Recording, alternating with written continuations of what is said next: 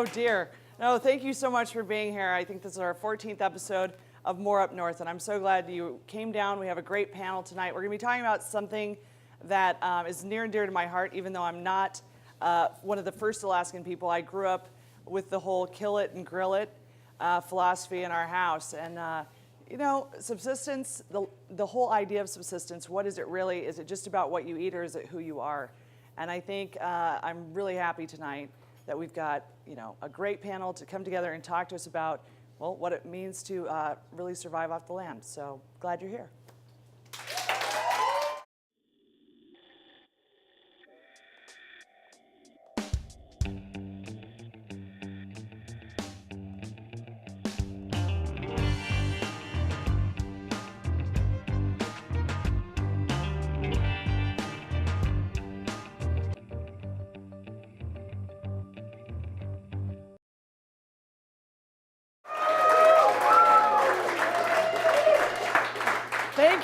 Thank you. It sounds so sincere. I love that. I really do. Welcome back to More Up North. I'm Shannon Moore, and I'm so happy that you're joining us for yet another episode.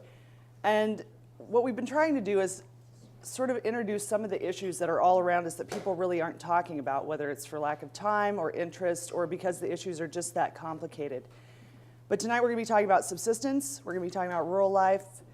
With our panel, we'll be talking about what's going on with the laws of that and why, you know, people in Anchorage think that they have just as much right to the fish as people who don't have Costco in their backyard. So we'll be talking about that later. But Ann Strongheart is here. She's in town. And like many of you, I have felt like I've known her for a very long time from reading her blog entries. And she's the proprietor of Anonymous Bloggers. And she's from Nunamiquah? Nunamiquah. See, been here my whole life, can't say it all. But she started writing and really introduced people all around the world to anonymous, through Anonymous Bloggers and through the Mudflats, this really rural life, what it is to, you know, put oranges in your clothing to keep them from freezing just so you can have one. All these sort of things. So many people feel like they know her, and I'm so glad you're here. Well, thank you for having me. Oh, it's my pleasure. So tell me about, you're here from Western Alaska. Last year there was basically a disaster that happened out there. Can you talk first a little bit? I know you came up here from Washington State. Correct. Came back home. What was it like to come back after being in Washington to rural Alaska? It wasn't really that big of a deal for me because having grown up in Washington State, I did a lot of subsistence activities there. You know, we hunted, we fished, we picked berries, we went mushroom hunting. Going to Nunamiquah without running water, now that was a definite change, and then getting used to honey buckets. That was probably the biggest shock, was having to get... Do you ever get used to honey buckets? No, you don't get used to honey buckets. I mean, but it was definitely this huge adjustment. And I think just the simple things that people think about in their life, even here in Anchorage, and one of my strongest accusations against people in Anchorage is they're Anchorage-centric. They're 5 minutes from Alaska, so to speak. And so can you explain a little bit what it is for people here to just get in their car and drive to the grocery store, what it is for you to provide for your girls? First off, in Nunamiquah, we don't have cars. We don't have roads. We have boardwalks. And we use four-wheelers during the summer. We go by boat upriver to go grocery shopping during the summer. In the winter, we're traveling by four-wheelers or snow machines. And, you know, that's a trip up the Yukon, 25 miles via snow machine just to get to Amonic to get groceries. Like I said, we don't have running water. So we pack. Well, you got to run and get it. Yeah, exactly. You have to run across the lake to get it. Or, Right. you know, during the summer on the boardwalks. So, you know, you're packing your water, you're packing your waste. You're packing your garbage. There's no garbage service. You know, now in Nunamiquah there's no store, so you know it's just it's a big challenge trying to, you know, adjust to that kind of life. Nunamiquah, there's only 200 people there, so, and I'm related to every single one of them. So it's kind of like one big family, which has its upsides and its downsides.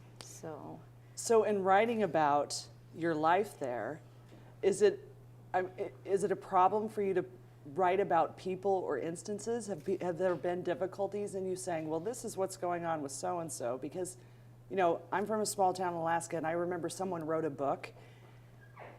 Pretty soon after that, he had to move because he had written about a lot of the people that he came into contact with, and not in such savory ways, though not dishonest, just the things we didn't talk about. Has it ever come up? Not really, because I don't really go into names. You know, I'll mention, you know, my aunt or my uncle or, you know, my husband or my in-laws, but I don't, well, I mean, my sister-in-law, Savannah, has showed up on the blog quite a bit, but other than that, I don't really get into specific names, and specifically with anonymous bloggers and the food drive.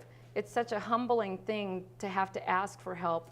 You know, you don't want to draw attention to the people. You know, you don't want them, you don't want their names out there. You don't want to, it's so small, you don't want to give enough identifying information that someone can, from the area, can go, well, I know who she's talking about. Right. So I try to keep it. So you're gentle and careful about that, even if people don't have internet access. Exactly. So last winter, can you just, and you've certainly written about this, but a lot of people watching this may not have read the blogs.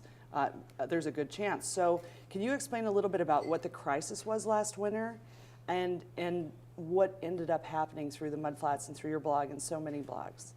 It was, well, Nick Tucker came out with his letter, and I had actually heard about it before it hit the main, you know, before anybody else heard about it, because he presented it at a fuel summit up in Emonic, and my late husband was actually there at the fuel summit, so I actually got a copy of it. And it was, people were having to go without food or without fuel because they didn't have enough money for both.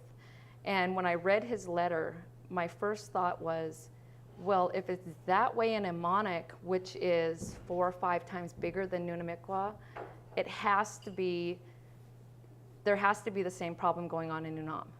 And so I started, you know, worrying about, because at the time I was running the youth program, and started worrying about the kids and the families. And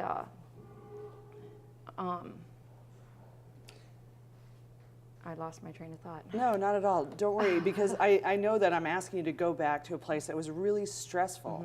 You know, worrying about people who are deciding, do I have enough food? Can I feed everybody, but I can't keep them warm? And I think part of that was because of the failed subsistence at the time. There weren't enough fish that were able to be caught, which normally people would have enough food, even though it was, you know, salmon, or it wasn't like spanking fresh boxes of whatever at the grocery. Right. They had food and sustenance. And so the issues with the oil and prices going up every year, you know, at least you could have food. And so you didn't have to make those choices, but with a failed subsistence. So how did you get that letter out as far as you did? I know that the Mudflats had picked this up. I know a few other places picked this up. Daily Coast picked this up. I mean, it went national because people were like, these are Americans. How can we help them? So how did that all transpire? It's just amazing. Just word of mouth, you know, all these wonderful mud pups and bloggers just started picking it up. And, you know, when I wrote the story about going grocery shopping, you know, that just went crazy. You know, people just couldn't believe that that's what we have to do to go grocery shopping in Nunamikwa. And just the comments were just coming up on all the blogs, and then, you know, shortly thereafter we started Anonymous Bloggers, and the word just started getting out. And I think most of it was thanks to the Mudflats. So tell me about the food coming in, because people from all around the world, well, maybe not around the world, but certainly around the country, started contributing. It was around the world, because we did get, I had some boxes come in from New Zealand. And wow, so it did come from that far. It did, and it wasn't, and not that things didn't come from around the world, but messages were coming from around the world. You know, I was getting emails from Australia and New Zealand and Canada, and we were getting the food boxes, you know, from not only the United States, but from Canada, and donations were coming in because we'd set up a Span Alaska account for them to make cash donations. And so it was, you know, I tried really hard on the blog to recognize and keep track of where everything was coming from. You know, even if it was just saying, okay, a box came from, you know, Littleton, you know, wherever, you know, it was just, it was amazing. It was truly amazing. Well, I know people feel like they know that you and they've followed your story. I encourage them to check out Anonymous Bloggers and to follow this sort of saga that's going on and to know Alaska a little bit better themselves. But, you know, my pop has this thing about math. He says that God has funny math, that the more you share your sorrow, the more it's divided among all of us. And the more you share your joy, the bigger it gets. Mm-hmm. And that the math doesn't work that way. And so in seeing, you know, the birth of your daughter, other sorrows that have happened in your family, I really see this community that is really represented all around the world that is really, it's just proof of that sort of math program. So I'm so glad you were here. Oh, thank you so much. It's wonderful to meet someone that I feel like I know. All right, thanks so much. We'll be back with our panel in just a couple minutes.